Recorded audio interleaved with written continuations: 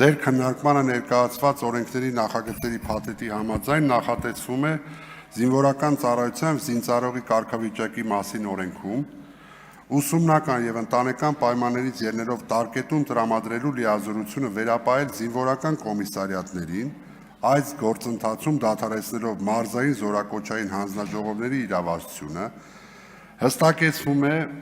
27-ից մինչև 37 տարեկան հասակում կրճատ ժամկետով պարտադիր զինվորական ծառայություն անցնող զինծառայողներին տրվող արձակուրդի ժամկետները, այսինքն 1 տարով կամ 6 ամսով ծառայություն անցնողներով 10 օրացուցային օր, իսկ 1 ամսով ծառայություն անցնողներին արձակուրդ չի տրվելու, Պաշտպան հայրենիաց ծրագրով պայմանագրային զինվորական ծառայություն անցնող զինծառայողների մասով նախատեսվում է պայմանագրի դադարեցման պայման 1 տարվա ընթացքում 5 անգամ կարգապահական տուժ ստանալու հանգամանքը, հստակեցվում են պարտադիր և պայմանագրային զինվորական ծառայությունից արձակման,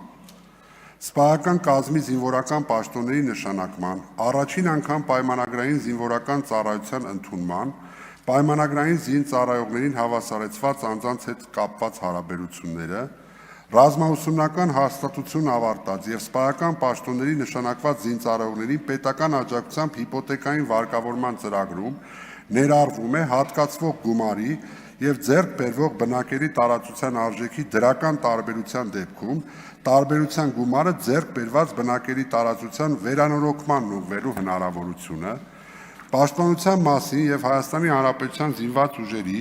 ներքին ծառայության կանոնագիրքը հաստատելու մասին օրենքներում կատարվող փոփոխությունների և լրացումների համաձայն Պաշտպանության նախարարի իրավասությանն են վերապահվելու զինված ուժերի մարտական դրոշի, զորամասերի մարտական դրոշների նկարագրերի կանոնադրությունների, տարբերանշանների ձևերի ու նկարագրերի, կրման կանոնների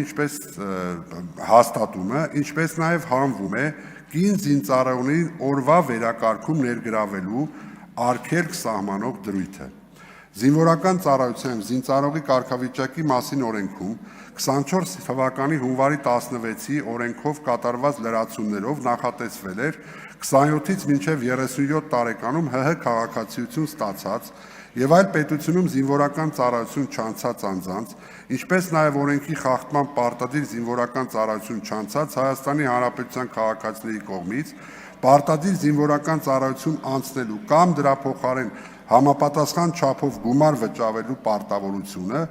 որը որոշակի խնդիրներ է ստեղծում Լեռնային Ղարաբաղից բռնի տեղահանձվածների կարգավիճակով հաշվառված անձանց կողմից Հայաստանի Հանրապետության քաղաքացիություն ստանալու համար դիմելու գործընթացում։ Բռնի տեղահանման արդյունքում շատ դեպքերում չեն պահպանվել այդ անձանց կողմից զինվորական ծառայություն անցած լինելու փաստաթղթերը, որի հիման վրա հիմնավորված չի դառնում նրանց վրա համապատասխան պարտավորության կիրառումը,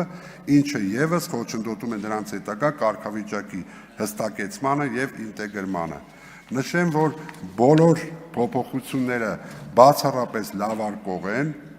ինչպես նաև կրում են մեծ մասամբ նաև տեխնիկական բնույթ։ Օրենքի նախագծերի փաթեթը աշխատանքային կարգով քննարկվել է Ազգային ժողովի համապատասխան հանձնաժողովի հետ։